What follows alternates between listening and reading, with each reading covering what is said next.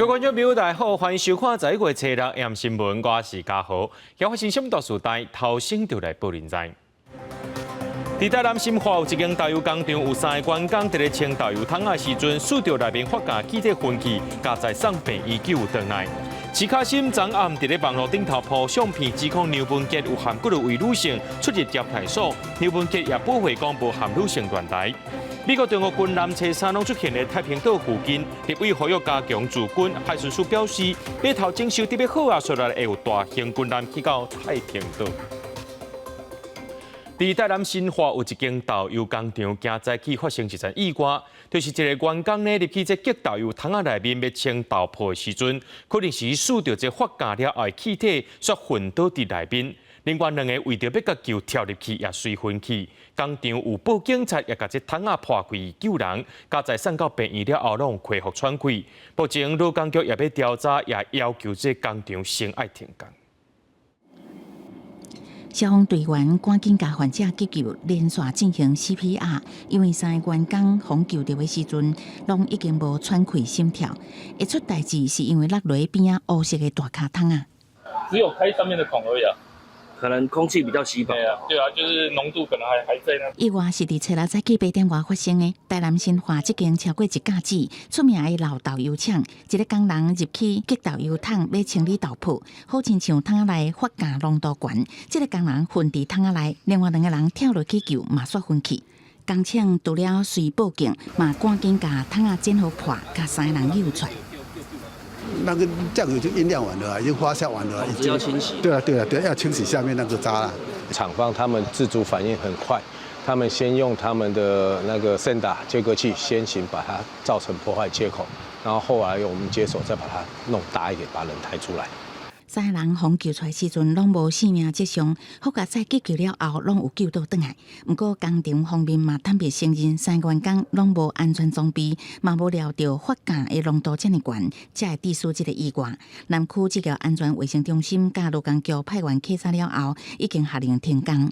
花氧气浓度不足所产生的那个灾害，所以那个氧气浓度在人员进去作业之前要先测试，用仪器测试。台南市治安处表示，伫防麻麻的空间工作时阵，标准流程拢必须爱先用气体侦测器，确认有害气体浓度是毋是有超过悬，所以会追查装备甲工作流程是毋是有疏失，查清楚业者的相关责任。记者综合报道。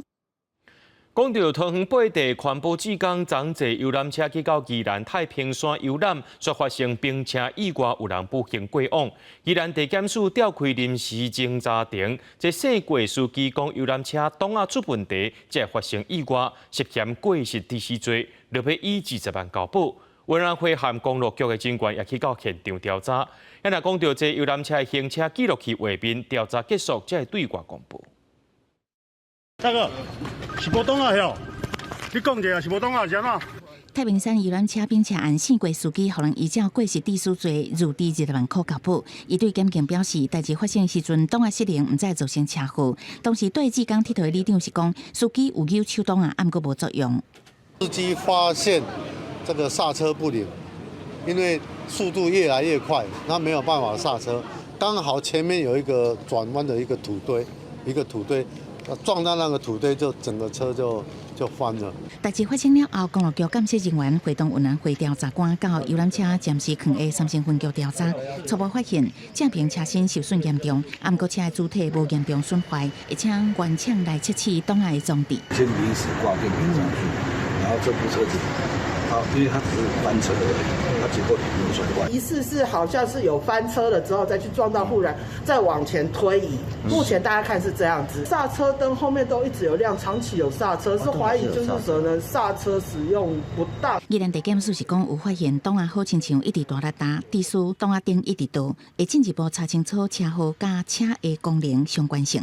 公路局调查，这台车较早定期检查无问题，司机有省道超速2件，也甲无依照标志指示行驶，拢总3件违规记录。即马会看车祸调查结果，来全面检讨大车的安全。等到就是说整个车辆的检查，还有行车记录器的一个确认之后，我想有需要再做一个精进的措施的话，我们会再来做相关的要求。公路局进前才宣布要对游览车提出3大管制，包括要调回中学违规驾驶做教育训练，另外一家缩限过境达条件，嘛规划公布车的资料。游览车专业会分析，进前游览车的事故认为占7成至8成，尤其以超速加超时工作是上界大原因，会配合政府加强训练，也希望人力会当保持。记者综合报道。讲到这国军的刺针飞弹发射弹簧提起飞，一个真的情况换做假情，国军一直在出问题。民进党立委何志伟表示讲，面对违法的义务役压评估，军方也当咧研究然后退伍等处罚方案。有专家认为讲，唔但会当安尼先来做整顿军纪以外，而且军人违法也会当加重罪行，阻止因犯罪。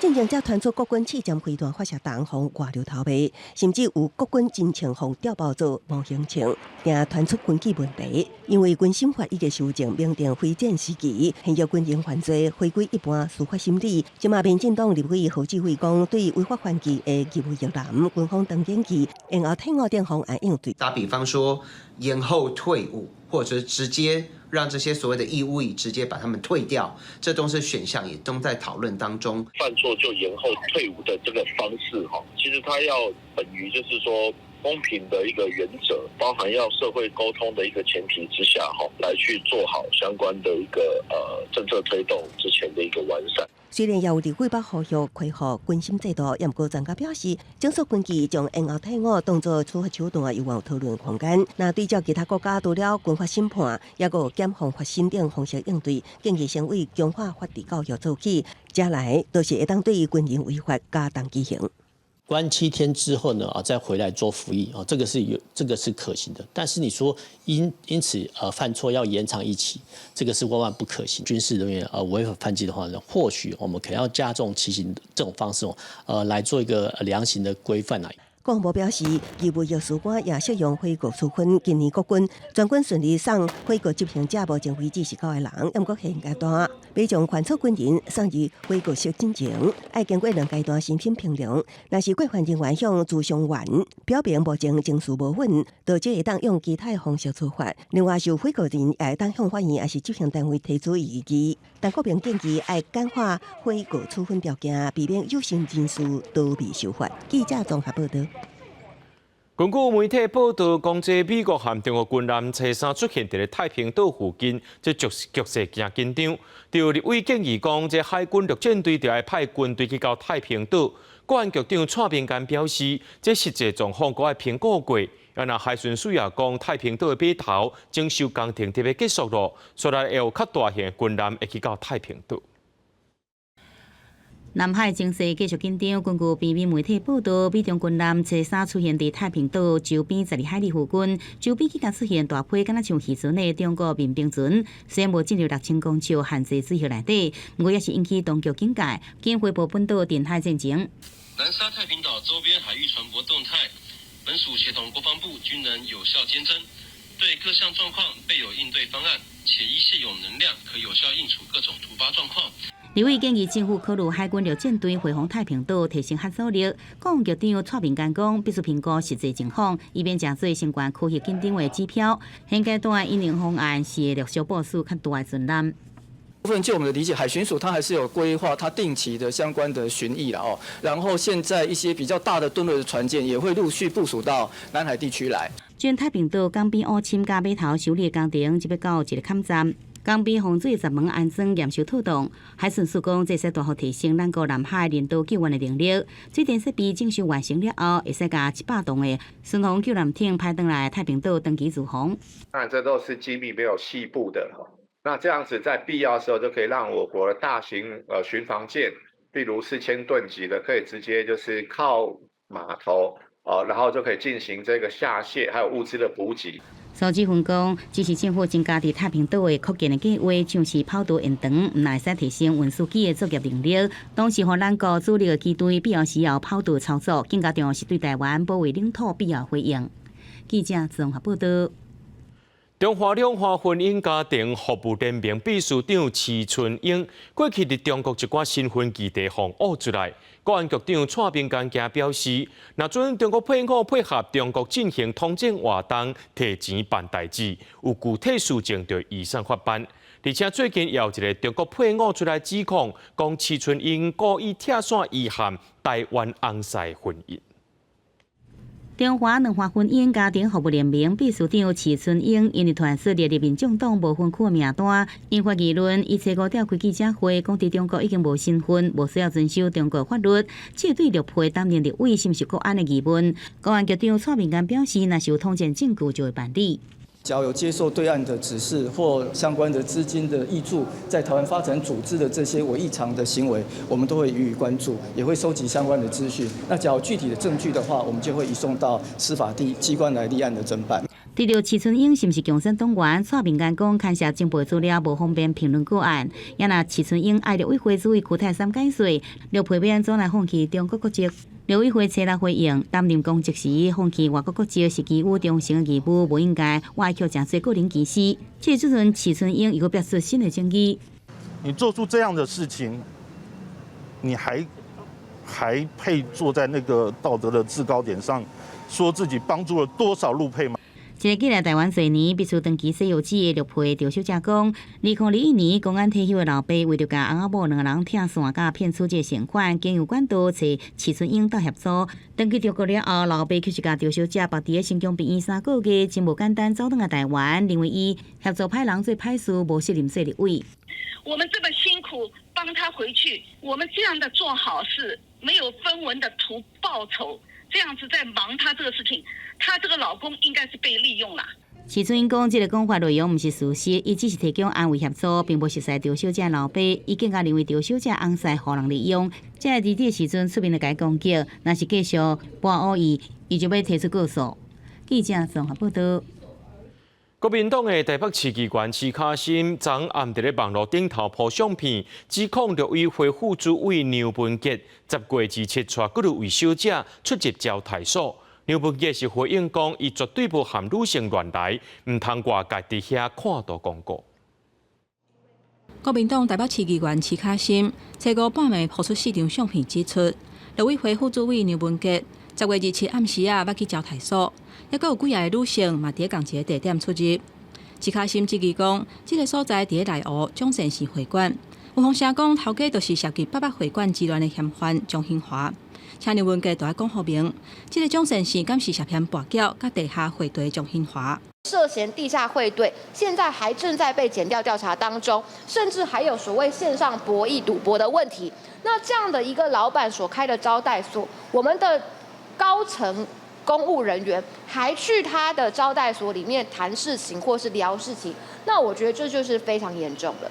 针对这点，刘文杰回应讲，迄暗受到邀请去朋友的公司坐一困就先离开，绝对无含女性有不当的接触，嘛无做伙出入，且唔通黑白生话、黑白做恶。徐小新说的那个什么钟先生会馆，或是钟兴华先生，我是完全不知道也不认识。那邀我去的是做电商服饰的。当时这些朋友好像都有带女朋友。不过，刘文杰争议的事件要唔拿这一层，民众党立委陈婉慧嘛铺相片讲，刘文杰伫一场聚会报价小婚，明显违反婚害防治法，质疑伊敢是有特权。该罚就罚了，好，如果有足够的证据，我没有例外。他的处罚应该是在烟害防治法里面是2000到1万。陈婉慧指出，新版的婚害防治法今年3月实施，家小婚受到立管，都要通过健康风险评估的审查才会当上市。不过目前也无家小婚通过审查。林楚英表示，因兜是禁止结婚的，伊嘛希望透过这个事件，互因翁婿刘文杰会当结婚。记者综合报道。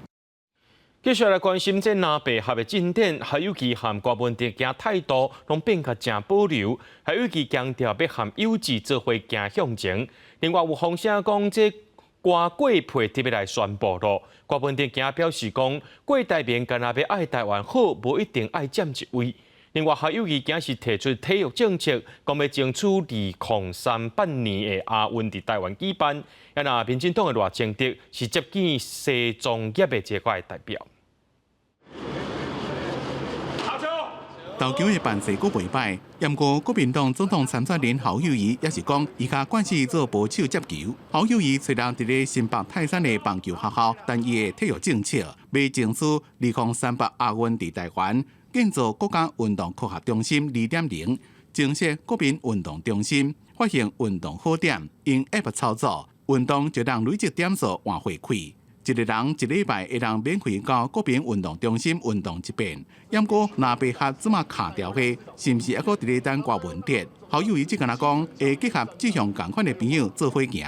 要大家愿意团结在一起，志同道合，我们都一起真正的大家好好的去思考政党轮替、人民的期待的问题，大家一起往前走吧。能够胜选政党轮替有这重要目标。另外还有一个目标就是。台湾会因为这样政治文化改变，那朝向更好的方向发展，所以很多事情都是先决定战略，再决定战术。若被免哪合，侯友宜、郭文铁拢讲甲正保留。郭文铁找人罗南到高雄积极抢票，对科学讲郭文铁未来会宣布甲过的名搭配。郭文铁是讲连伊家己拢唔知影。据我所知，邱毅委员应该很久没有跟郭董跟柯主席见面了，所以这个应该是他个人的建议啦。在野免哪整合，大家动作也是真多。因那民进党的赖清德是接见中华民国洋务同业总会代表，肯定洋务业者对台湾的就业机会和经济发展的努力。全台湾有4500家，提供了14万多人的就业机会。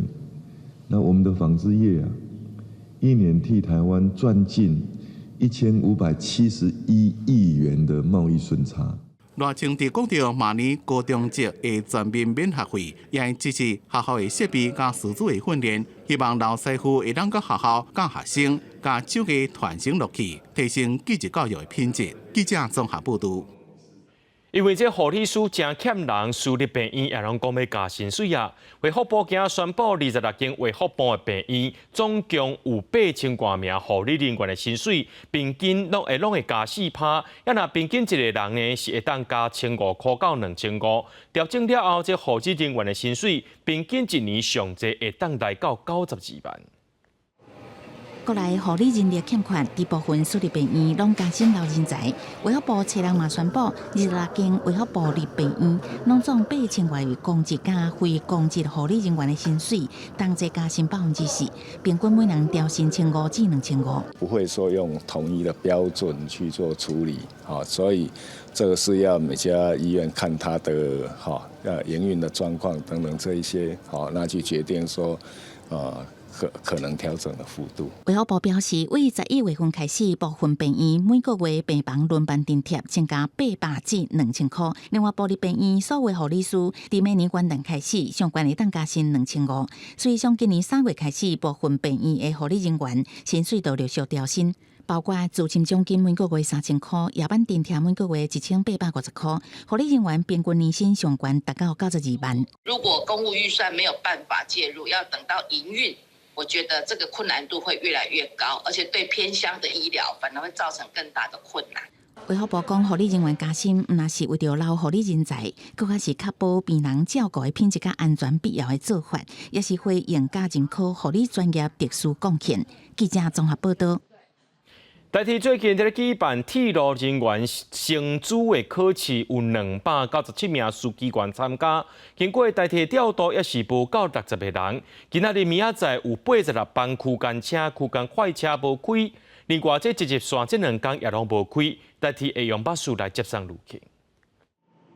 台铁局因为297位司机要参加一年一遍的高等事业铁路人员薪资考试，人无够，所以台铁部分的列次受影响，尤其是直接线、吹人、吹切全部拢停驶，在这边启动旅会车的转乘服务。一个升资考试就可以造成等同于接近依法休假班次停驶的这个效果的时候，我们觉得非常的荒谬。但是今天在这个台铁转型之前造成的这个问题，我想是对这个未来这个杜董事长一个非常大的考验。台地产业工会秘书长朱志武讲，台地的司机员依法休假去考试，也毋过乘客交通环境所受影响，希望台地伫咧公司化进前，赶紧甲无够的2000人保护到。根据了解，这边受影响的台铁列车总共有86列次的区间车、区间快车，也有彻底的13列次。因为这一线全面停驶2天，台铁伫咧离水站到车停站启动公车客运转拨的服务。专家认为，台铁除了伫咧明年有退休人员，要安怎增加新人，是未来台铁公司化进程上主要课题。工时能够跟一般人一样，这些问题基本上运输业是没有办法去配合。可能台铁它变公司化以后，它好好要去思考。交通部长王国材回应讲，这边主要是支线甲部分的区间车减半，而且拢是伫咧离峰的时段，已经甲影响降到上低。不过专家认为，虽然这一线停驶只是短期的问题，但是台铁除了人力，也有票价拢袂当起的问题，希望台铁拢要纳入经营的考虑，才袂影响到台铁的永续经营。记者综合报道。所有观众朋友来看这新闻，讲到这以色列唔停战，继续要攻击加沙地区，因为目标就是要清除哈马斯势力。以色列军队表示讲，因甲加沙地区分做是南北两部分啊。那以色列的耶路撒冷事务及卫生部长就北向媒体表示，对加沙走廊发射核弹，这有可能是一种选项。不过，这款的发言虽引起争议，因为政府也暂停伊参加所有的政府会议。以色列初五暗时有关一直攻击加沙，暗时天顶一直当看到爆炸火光。除了空袭，各为地面侵入加沙，要包围伊斯兰武装组织哈马斯。以色列国防军发言人哈加利初五表示，在军队的包围之下，已经把加沙切断做2个部分。כוחות צה"ל בהובלת סיירת גולני כיתרו את העיר עזה. הם הגיעו עד לחוף הים בחלק הדרומי של העיר עזה, והם כיתרו את העיר עזה, ובעצם היום יש עזה צפון ועזה דרום. 以色列连续2天表示，在固定时间开放人道走廊，佮一摆呼吁加沙北部民众向南部撤离。不过耶路撒冷事务甲卫生部长埃利亚胡说在接受广播电台访问的时阵，表示无完全满意，暂时对加沙的保护规模。佮在主持人提问之下，认为对加沙使用核武会是一个选择，和加沙民众是真激动。يتفرج يشوف الدمار اللي احنا فيه. كل يوم بنضرب علينا قنبله نوويه. يوم بنضرب علينا. 这个话出来引起各种争议。以色列总理纳坦雅胡办公室马上发表声明，表示埃利亚胡的言论脱离现实，已经命令伊暂停参加政府的会议，一直到进一步的通知为止。在加沙，大港受到攻击，市场已经发生欠各种物资，毋但无电、无粮食，佮欠水用，民众甚至去用海水来洗物件，也是啉。外口送过来的粮食无够，真侪食物拢用要过期，有关无法度送去有需要民众手头。美国国务卿布林肯结束伫约旦的会谈了后，短暂停留欧盟成员国塞浦路斯，讨论建立海上人道走廊，为海路提供人道物资予加沙平民。另外，为了防止中东局势恶化，美国更震撼地公布俄亥俄级的核动力产水链的状况。相片显示，产水链大约通过埃及开罗北部的苏伊士运河，建构包括伊朗等等各方势力的企图是真明显。国际新闻台是董朋友。罗西亚拍乌克兰的战争已经是20个月啊，不过最近这1年来是无啥款的变动。就报道指出讲，美国和欧洲的官员建议两国赶紧讲和，或者战争来结束。针对这款的讲法呢，乌克兰总统泽伦斯基初五也伫媒体顶头背会。自从俄罗斯7月退出乌海国务协议了后，俄乌双方伫乌海甲西库维地区的攻击行动就一直增加。不过，交战双方真看的战线已经有1年，会当讲无变动。初五，俄军证实乌克兰的飞弹击到克里米亚半岛东部刺客的造船厂甲港口基础设施，佫造成1架船舰受损。另外一方面，青山乌克兰火箭兵甲炮兵这一天，乌克兰陆军第128山地突击旅伫扎波罗热州举行的士兵颁奖仪式，互俄军一粒弹道飞弹击到，当场造成23名士兵死亡。战术会当讲真歹分出胜负。最近有西方媒体报道，基美国甲欧洲的官员建议基辅甲莫斯科展开和谈结束战争。泽伦斯基伫美国国家广播公司 NBC 访谈节目，回顾新闻界初步爆出的专访中讲，除非俄罗斯军队退离，若无伊无准备甲莫斯科进行谈判。I hear you rejecting the characterization by your top general that this is a stalemate. Are you changing strategies, as has been reported? I don't think that this is a stalemate. It's a check on the part of the Russian army. But before that, we did a lot. We had done a lot. We were in a difficult situation. 泽伦斯基讲，这场战争进入艰难的局势，伊需要更较侪防空系统方面的援助，来结束俄国在空战上的优势。另外一方面，南韩军方顶日消息指出，北韩向俄罗斯运送100多万粒炮弹，甲数量不明的底停弹道飞弹、反战车飞弹，甲会当炸的防空飞弹。路透社伫顿内茨克前线采访到的乌克兰炮兵表示，过去1个月以来，俄军的火炮数量确实有增加的趋势。То, что там, я слышал, передали снарядов им немало. Корея тоже ощущается. 欧盟会伫下个月高峰会决定监视温准乌克兰展开和平谈判。关键的乌克兰和平进度的报告有计伫7月公布。欧盟执委会主席冯德莱恩初时6摆起基辅访问，宣布欧盟建议到2027年为止，另外提供500亿欧元援助给乌克兰。佮俄罗基辅伫司法系统改革、组织、单独独占、甲打击洗钱等项目有真侪进展。公司新闻王回本编译。常常听人讲，这爱水唔惊流鼻水，头毛有想要染、想要电弧滴、电弧球，这真有可能对身体造成败害。美国去年就一项研究发现讲，甲这头毛电弧滴的滴发剂呢，这化学成分甲子宫内膜癌有牵连性。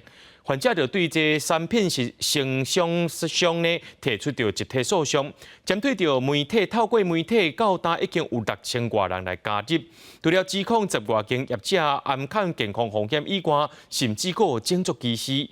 不过这业者是强调讲，目前是无科学证据，通好来证明讲这产品甲调感的关系。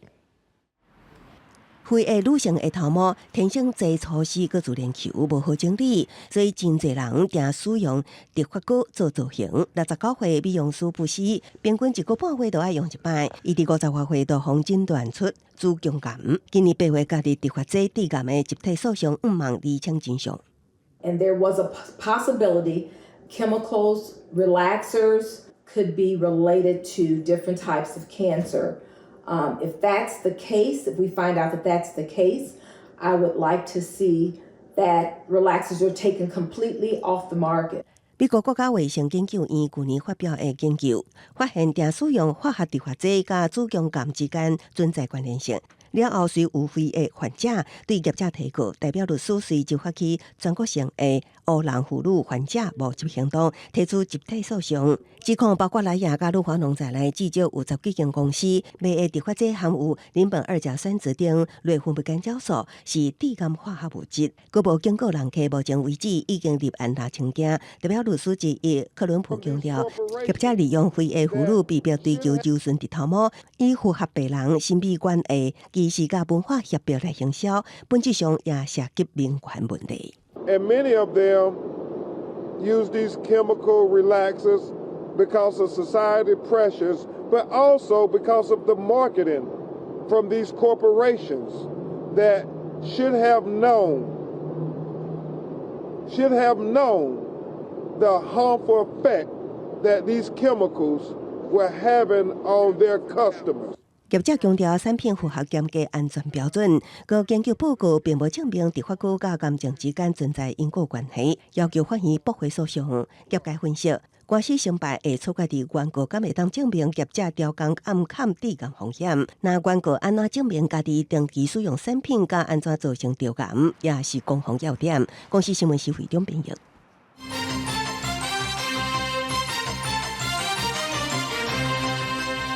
美国机体大公司美光行早起伫咧台中举行市场开幕典礼，总裁凯吉行长梅罗拉特亲身来到台湾出席典礼。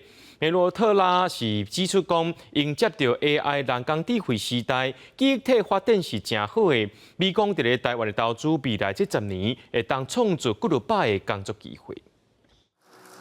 美国6早起举办台中市场正式落成启用典礼，包括美国总裁及执行长梅罗特拉亲自来台出席典礼。This facility, Advanced Assembly and Test Taiwan, will integrate advanced probe, assembly, and test capabilities to enable production of high bandwidth memory, really a critical memory in AI platforms today, as well as several other products that are designed to meet the growing demand of artificial intelligence. 是台湾上大外商的美工会整合进行探测甲封装测试功能，以量产新一代高频宽记忆体，除了应用 AI 事件专家认为，美工进行大动作裁员，是因为迄当时全球记忆体市场伤济有春。现阶段美工增加投资厂房显示记忆体市况已经明显好起来。现阶段的整体的记忆体的市况已经开始出现了比较明显的一个好转，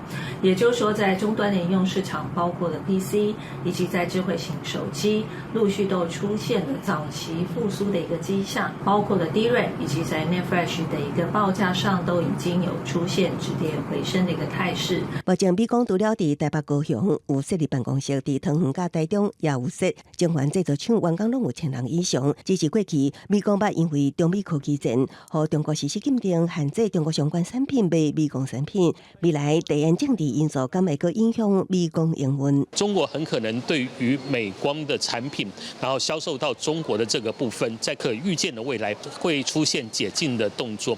所以说这个部分的话，对美光来说，应该或者是对中美关系来讲，都会是一个正向的发展。专家分析，美光积极伫台设厂，显示看好景气甲人工智慧商机，加上台湾半导体人才充足，拢会当互美光有效做好成本管控，对投资有帮助。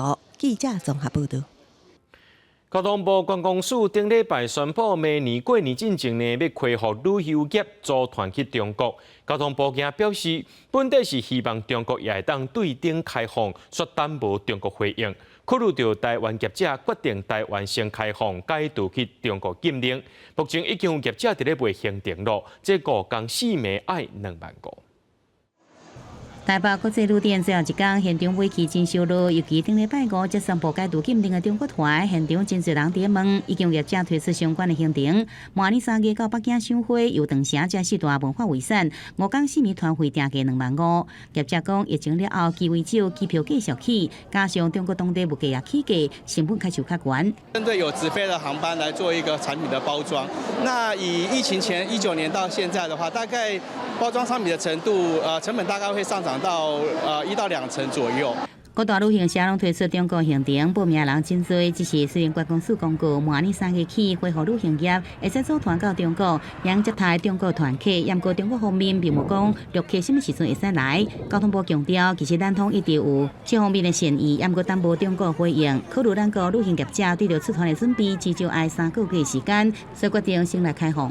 以这个平等互惠的这个原则，希望两边同时开放，但是他没有回应。那过去虽然我们这样的主张，但是我们看到我们旅行业很多做大陆团，他们有这个营运，还有包括员工生计的课题啊。现在即阵两花干那村10个航点有登记航班，13个航点是包机，运量无到疫情进前的一半。交通部讲，随到中国旅行团解除禁令，若包机航点运量稳定，业者就来申请登记航班。就无到有过多一条航线先恢复，已经请航空业者随时来检视。记者综合报道。高雄今年有真侪大型的演唱会，也带动观光。不过有民众发现讲，这饭店价上有起价。这礼拜高雄阁有2场演唱会，观光局去稽查当地13间旅馆，有4间趁机会有关介绍，本地一暗是4600起到7400。观光局表示讲，这上济会当罚到5万。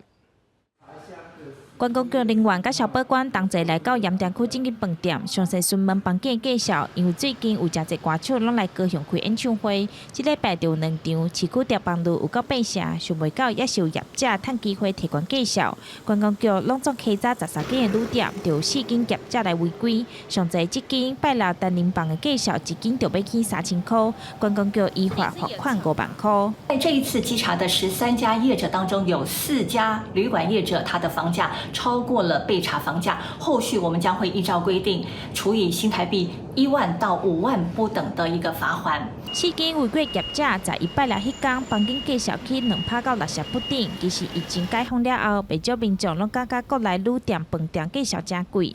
记者实际来到违规饭店附近，也是有不少外地游客表示讲，若是介绍被起甲收函，因拢会当接收。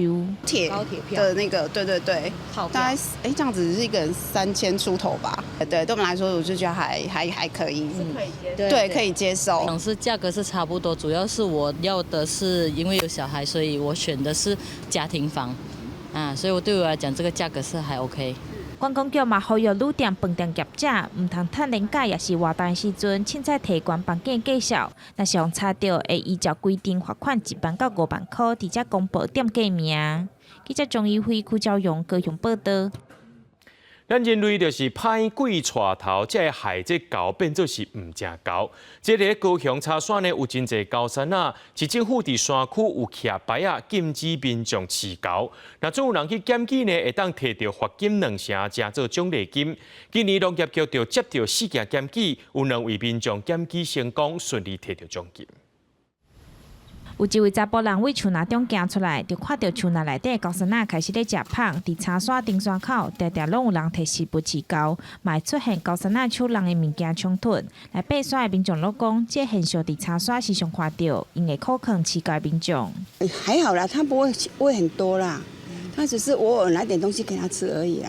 下点嘛甲讲，但你有当时讲伊会作歹嘛其实，若是检举饲狗的人，民众会有奖励金。这是高雄市制定野生动物保育自治条例，来鼓励民众翕相举报饲狗的违法行为。今年受理事件，有2位民众检举成功，会当摕到罚款20%金额，伊分别摕到500到1000块的奖金。农业局会以影片也是相片来判断，互检举的人是主动饲狗，也是食物互狗触皮。高雄市野生动物保育自治条例禁止喂食及接触猕猴，可以裁罚5000到1万元。依据检举喂养奖励办法，检举者可以依照实收的罚款金额的20%作为核发的奖励金。伫去年农业局有受理17件，不过仅2件罚款，主要是无车牌，也是唔知影饲狗的是啥人。农业局呼吁民众黑白饲狗是会互人罚款的，嘛鼓励民众翕相举报。记者钟义辉、邱昭勇高雄报道。彰化县警察局本体伫咧11月15开始呢，要伫咧县139线科技执法来抓一寡压车行为的危险驾驶。不过，这消息一出来，网络顶头就伫咧议论，甚至有民众讲也无法律规定讲袂当压车。这彰化县警察局也赶紧来公告，先暂停这项措施。彰化县139线虽然风景真水，但是车路长弯细角，常常发生车祸。彰化县警察局进前宣布，要利用科技执法抓压车的危险驾驶。不过，伫网络引起袂少讨论，民众嘛有无共意见。抓是不要紧，莫抓伤严。139线一寡就是讲一寡少年，拢骑一寡重机车、欧多拜有都没有减速了哈。当然，警察单位当然也要加强取缔。有民众质疑，抓压车违规根本无法律的依据。律师表示，根据《道路交通管理处罚条例》当中的解决条款来看，压车违规若要成立，法院主要会看2项指标。安尼的规定是毋是足明确的？每一个人咧骑机车拢知影60度是啥物意思？第二个就是讲是毋是符合比例原则，还是每一个人拢会低于60度？安尼的规定可能都是上严苛啊。本案相关取缔方式引发社会大众正反两面热烈讨论。本案将持续宣导安全驾驶观念，并暂缓后续科技执法。面对民众的意见，彰化县警局嘛赶紧公布暂停实施抓压车的这项措施，会阁针对法律的规范、政策系统的稳定、违规安怎认定等等做详细讨论。记者尤淑晴彰化报道。台南本土天狗热疫情本体有甲降，不过即马却出现第二型天狗热病毒，甲流行的第一型无共款。根据了解，目前台南4个去治疗第二型病毒确诊者，拢去到外县市的记录。为了要精准掌握到这病毒的型，佮惊这天狗热会产生交叉感染。卫生所也指出，讲这7日开始，非热区恢复 PCR 检测，也会加强成效。工作人员提放水，放伫每一间房间，关啊拍开就自动开始喷。因当咧进行喷药啊，原本台南天狗热连续5礼拜有甲降，不过即摆煞出现第2型天狗热病毒。参本咧流行的第1型无相像，根据上新的统计，规定出现头1例，煞尾加里有3例。卫生局指出，这4例拢有到外县市行打。为了要准确掌握病患感染到什么病毒，今仔日开始恢复非流行热区，爱做 PCR 检测。后续的清理是比较麻烦一点，但是这也不能拒绝，因为毕竟这是现在我们遇到的状况。烦恼加减的只是袂狂欢。啊，政府有要赶到3天，把这个环境用好，俺当然来配合啊。在第1例出现的时候，就不敢轻忽，立即完成该区域强力资清、紧急户内外的化学防治。卫生局是烦恼交叉感染会变重症，而且因过第2型病毒流行的时阵，重症甲死亡案例比第1型较侪。不过新台病院感染科医生认为，最后参个人抗体浓度有关系。大部分都是感染完之后呢，有一段时间刚好抗体这个体内还存有抗体，但是又不足以产生保护力。那这样的一个抗体反而会有时候会造成这个感染者这个疾病严重增加。这样，经过气象署资料显示，今年因为性阴现象，地区目前天气稍热，有患者适合生网虫。卫生局讲，环境变扫清气，认真防治，才是对付天狗热上好的方法。记者李新武台南采访报道。英国爱丁堡大厦有4粒头壳骨，这是当初保单社事件战死的百万勇士的。经过沟通，最近这4粒头壳骨早起也登来到台湾，会放伫咧国立台湾史前文化博物馆的南区考古馆。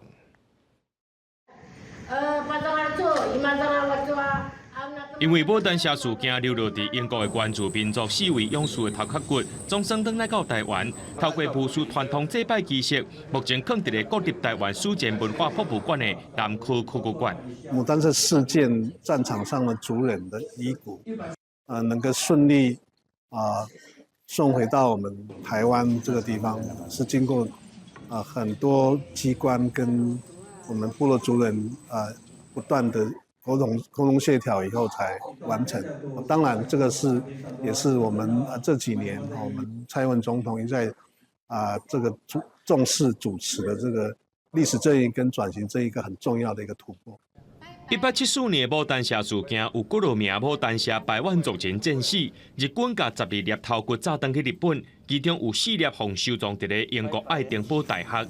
政府机关、博物馆和学术界互相建立协商沟通平台，经过3年打拼达成共识，互头骨会当来到台湾。甲4粒头骨请到回来，也是台湾原住民族要求国际先祖先为国的头1例，有重要的历史意义。被取走，居然带到海外，我们根本也不知道到底带到哪里，到底我们要怎么去把它要回来、带回来，有很深的伤害。我们到底是属于什么群组？我们被人家这个方式来对待，那经过这一次，让我们族人体验到，我们真的是必须要团结。明年是牡丹社事件满150年，也根据着联合国原住民族权利宣言的精神，实际行动来行动，也会促成人类社会重视原住民族人权，而且也具备原住民族历史正义、转型正义的代表性。记者综合报道。讲母鸡当着时，甲这个母鸡找回来咱的身躯边。伫咧嘉义的管剧团配合着嘉义市文化局举办这母鸡计划，透过故事工作坊呢，那教民众用演的方式来讲故事，佮教民众学看台文字，或者台语加入咱的生活。有时阵会变做一只鸟。甲考古部的故事做改编，民众伫台顶用演的方式来讲故事。管剧团配合嘉义市政府的母语活动，若有工作坊教民众安怎演，结合 Podcast 的广播放送，搁去公园内底讲故事，互大家听，互台语的学习会当搁较丰富。只要你演了欢喜，只要你会当引起人注意，互台语这个文化有兴趣，互囡仔对台语有兴趣，会当做一个好的传承。这个内容其实是阮剧团咧甲文化局计划真丰富，嘛希望会使台语会使推广到咱的一般的生活内底，会使大家自然来讲台语。参加工作坊的学员就讲，有时阵讲故事囡仔无一定会听，伫工作坊学一寡表演的方式，会当省囡仔注意。家己市母语文化教育协会嘛讲，无压力的学习气氛，对囡仔学母语效果会更较好。伫咧表达的方式，对囡仔讲故事的时阵，对家己的囡仔讲故事的时阵，变做伊听踏起来，故事会更较趣味。食暗顿，咱会当来用半点钟的时间，咱来去讲台语。不管你咧讲碗、讲猪、讲汤匙啊，逐工就拢去讲，讲底饭、讲啥，讲这是什么菜。这就是咱属于咱生活化的一部分。我感觉你若安尼，你连续一个月会当安尼讲，对着台语的帮助会当真好。阮剧团指出，语言是生活的一部分，学习母语嘛要有趣味，才有法度互囡仔愿意开嘴来讲。透过工作坊学习，教家长安怎甲故事讲互精彩，嘛互台语的教育会当更较多元。记者林慧婷家己报道。野球看煞来看骹球，这国际骹球总会宣布，沙特阿拉伯是唯一到主办2034年世界杯骹球赛意向书的国家。若准有达到所有的技术标准呢，就有机会伫明年底正式接到这场骹球赛主办资格。2020年卡达世界杯卡球赛，沙特阿拉伯队伫小组赛以2-1拍败赛前被看好的阿根廷队，写下世界杯史上大惊奇。世界杯结束了后，沙特阿拉伯的卡球热情无减少，陆续以真悬的形式迎来未少各国有名的球星。除了成功学到葡萄牙的 C 罗、法国的本泽马、巴西球星内马尔，也伫8月以年薪31亿台票红欧到沙国联赛。沙国毋但开大钱，而且有名的球星更加积极争取申办2039年的世界杯。沙国是即阵唯一提高主办比赛意向书的国家。هذا الشيء يعزز من تطور بلدنا ويعزز من فرحتنا كمسلمين إن شاء الله ونمثل المنتخب السعودي إن شاء الله وإنه يحقق إن شاء الله كأس العالم بإذن الله فهذا فخر إن شاء الله。不过，甲去年邻国卡达主办的世界杯卡球赛来比较，2034年的比赛对场所的议题要求更加悬，因为对2026年起，参赛队伍会对原本的32队增加到48队，也代表举办比赛场次增加，需要至少14座的体育场。用入的人数至少爱4万到8万人。FIFA 讲，若是沙国有达到所有技术标准，就希望伫明年底正式核准主办赛事。We have already plans for a number of upgrades and some new world-class stadiums. We are working hard to deliver them in the most sustainable ways. 沙国今年伫卡球以及方程式赛车、高尔夫这比赛投入真侪钱，强大材料是部分队。严格FIFA伫遴选过程中有一项尊重国际公认人权的承诺，有钱毋是唯一。沙国的人权问题也伫过程中受到外界更加慎重的审视。广视新闻江文编译。提醒观众朋友，今暗时开始呢会变天，这礼拜会有2阵东北季风影响台湾。头一阵是今暗时到明仔载，后一阵是拜5到拜6礼拜。第二阵东北季风北部地区温度可能会只剩10外度尔，中南部会比较较凉寡。前几日秋后热发威，北台湾的高温称甲超过30度。不过，这款的天气形态伫咧今仔下半晡开始会渐渐改变。中央气象署表示，这礼拜会有2波东北季风报道，第一波对今暗开始影响。这方面的北部甲东半部会有明显的变化。除了气温的下降，也开始落局部阵雨。而到周二一整天，以白色这一条北台湾北部宜兰的温度曲线来看，一整天气温都是偏凉的，气温大概都只有是21到24度左右，整体温度都是偏凉。不过红色的中南部地区还是维持着日夜温差大的天气形态。气象署表示，拜2受到第一波锋面影响的时间较短，拜3、拜4东北季风减弱，各地又会暂时恢复早暗温差较大的天气。不过拜5开始，第2波东北季风对各地头拢会造成较明显的影响。到了下一波，就是周五之后，周末它的降温哦，其实连中南部也有一些明显的温度往下的趋势。那以北部的预测温度来看哦，其实我们到了周日的时候，有可能会低于到20度的情形哦。所以这一波的降温的状况，东北季风在周末的降温的状况，会是今年来是比较凉冷的一波的降温的情形。气象署嘛提醒民众，受到东北季风的影响，海面上可能会出现8级至9级的强阵风，离岛甲沿海作业的船只，得要特别注意风影会较大。记者林秀凯台北采访报道。带观众朋友来看明仔载天气。宜兰到新竹对21度到27度。苗栗到云林对21度到31度，嘉义到屏东对22度到31度，宜兰花莲台东对21度到28度，平湖金门马祖对21度到27度，还有未来3天气象。